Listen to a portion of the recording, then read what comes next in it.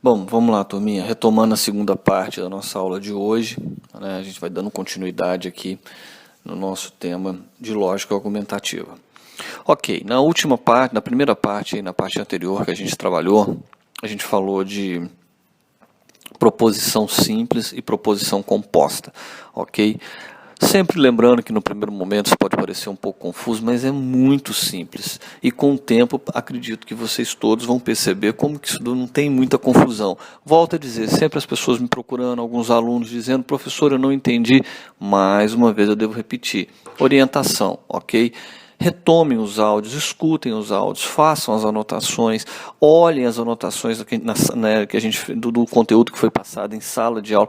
E se tiver alguma dúvida específica, me manda essa dúvida por e-mail que eu respondo vocês, ok? Que a gente busca um jeito de se comunicar. Se por e-mail não for suficiente, a gente busca um e-mail de uma forma de se comunicar e eu vou, esclarecer essas dúvidas de vocês, porque isso é bem simples. Parece um pouco confuso no começo, mas é claro, porque muitos de vocês não tiveram contato ainda com lógica, é a primeira vez, então dá um nó na cabeça no início mesmo, mas depois isso é uma forma muito simples de se entender tudo isso, ok?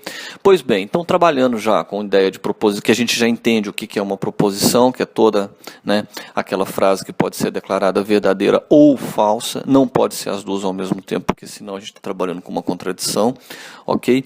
Mas tudo aquilo que pode ser declarado verdadeiro ou falso é uma proposição. E entre as proposições, elas são divididas em duas, proposições simples e compostas. A exemplo do que eu passei para vocês aí na última aula.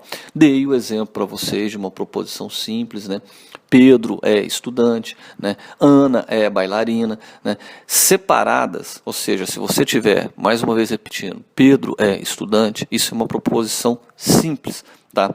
Se você tiver lá a frase nessa proposição separada, Ana é bailarina, é uma proposição simples. Agora, se as duas estiverem combinadas, se as duas estiverem juntas, se você tiver Pedro é estudante e Ana é bailarina, se estiver junto, se estiver combinada, é uma proposição composta. Então, o que é uma proposição composta? É uma proposição que combina duas ou mais proposições simples. Ok? É isso, não tem muita dificuldade. Agora, uma coisa que às vezes as pessoas se confundem também é o seguinte, tá? Com relação a como essa proposição pode ser representada de maneira formal.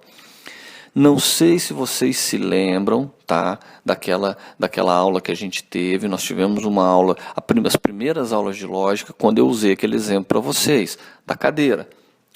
A cadeira é azul, ok? Quando eu digo a cadeira é azul, eu estou falando, o meu cérebro, o meu pensamento está funcionando de forma conteudística, ou através de conteúdo. E eu expliquei para vocês, existem duas maneiras como o cérebro funciona.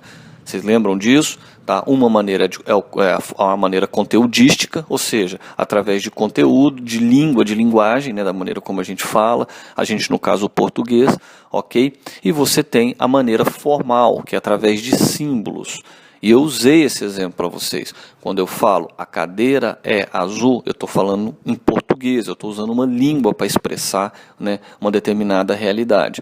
Ok? Se eu for lá, expliquei isso para vocês, na China, na Rússia, no Canadá, e falar a cadeira é azul, provavelmente, se a pessoa não souber falar português, ela não vai entender o que a gente está dizendo. Ok? Mas, se eu pegar no lugar de cadeira e escrever A, se no lugar de E eu colocar uma setinha e no lugar de azul eu colocar B, ela pode até não saber o conteúdo sobre o qual eu estou dizendo. Se eu estou falando sobre cadeira, se eu estou falando sobre um carro, mas em qualquer lugar da Terra, a pessoa que vê A, tracinho B, vai saber que eu estou dizendo a respeito de algo A, algo, tracinho, setinha, tem, B, uma certa qualidade. Ok? É assim que o cérebro opera. Eu dou um exemplo muito básico, mais uma vez, às vezes as pessoas se confundem. Professor, eu não entendo esse negócio. Por que o senhor troca? Por que o senhor fala o que é isso e tudo? Bom, vamos supor que você vai no shopping. Eu sempre explico isso. Você está indo lá no shopping, você vai no shopping fazer uma compra, beleza? Você está passeando no shopping, passa na frente de uma loja, ok? E vê uma roupa bonita. O que o seu cérebro automaticamente faz? Como é que o seu cérebro automaticamente pensa? Essa roupa é bonita.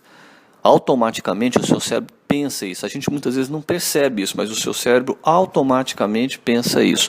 Essa roupa é bonita. Ok? Beleza. Não interessa se você é brasileiro, está no Brasil e passou na frente da loja e viu essa roupa. Se é um canadense lá no Canadá que passou na frente da loja, lá no shopping e viu a roupa. Se é um chinês lá em China, em Pequim, que passou na frente da loja no shopping e viu essa roupa. Não interessa. Em qualquer lugar do mundo, como é que é a forma que o cérebro dela vai operar? A, setinha, B. A, essa roupa. Setinha, E, B, bonita. Ok? Então o que acontece? A língua muda, porque a língua é uma questão particular, mas a forma como o cérebro funciona, a maneira como o cérebro opera, a estrutura do cérebro de funcionamento é assim em qualquer lugar do mundo. Quando você no Brasil passa na frente de uma loja dentro do shopping e vê uma roupa e acha ela bonita, o seu cérebro automaticamente está funcionando como A, setinha, B. Tá? O canadense lá no Canadá, quando ele passa na frente de uma loja e acha uma roupa bonitinha, como é que o cérebro dele está operando? Como é que o cérebro dele está funcionando? A, setinha, B. O chinês a mesma coisa, o americano a mesma coisa, o russo a mesma coisa, em qualquer lugar da Terra, em qualquer outro país. A maneira como o cérebro funciona é a mesma. O que muda é o conteúdo. O conteúdo é a língua, então a língua é diferente. Mas a maneira como o cérebro funciona é igual em qualquer lugar do mundo. Ok? Por que eu estou dizendo isso desse formalismo? Porque quando eu digo, tá, Pedro é estudante, essa proposição simples, de que maneira eu posso representar isso, né, de uma maneira formal? De que maneira? Tá? Através da letra minúscula P. Por que é P? Por que começa com P e não começa com A? Isso é uma convenção. Mais para frente eu vou explicar isso para vocês. Tomem isso apenas agora no início como certo. Mais para frente a gente vai entendendo um pouco melhor isso. Ok? É uma convenção, começa por P. Ok? Então, quando eu falo Pedro é estudante, de que maneira eu posso transformar isso em símbolo? De que maneira eu posso transformar essa proposição, entendeu? Num formalismo, de maneira formal. Tá? Eu posso transformar ela em P minúsculo. Tá? Quando eu digo Ana é bailarina, se eu tenho já uma proposição simples, e eu tenho Pedro é estudante, e essa proposição simples, toda proposição simples é representada por uma letra minúscula, e começa com P. Ok? Começa com P. Se eu tenho, né, Pedro é estudante, representado por P minúsculo, ok? Como é que eu faço, tá? Quando eu tenho outra proposição simples, por exemplo, Ana é bailarina, ela é representada por Q minúsculo, tá? E se eu tivesse mais uma proposição simples, então, por exemplo, Pedro é estudante e Ana é bailarina e João é músico. O João é músico representaria por um R minúsculo e por aí vai, seguindo a sequência do alfabeto. Beleza? Então, o que acontece? Isso, vamos voltar lá. Pedro é estudante, é uma proposição simples, ok? Mas quando eu coloco outra proposição simples, ou seja, e Ana bailarina é outra proposição simples, eu tenho uma proposição composta. Okay? Que pode ser formada pela combinação de duas proposições simples ou mais. Então, por exemplo, se eu falar Pedro é estudante, P minúsculo, para representar Pedro é estudante, e Ana é bailarina, R minúsculo, para representar Ana é bailarina, e João é músico, Pedro é estudante, P minúsculo, para representar Pedro é estudante. E Ana é bailarina, Q minúsculo, para representar Ana é bailarina. E João é músico, R minúsculo, para representar João é músico. E por aí vai, se tivesse outras, ok?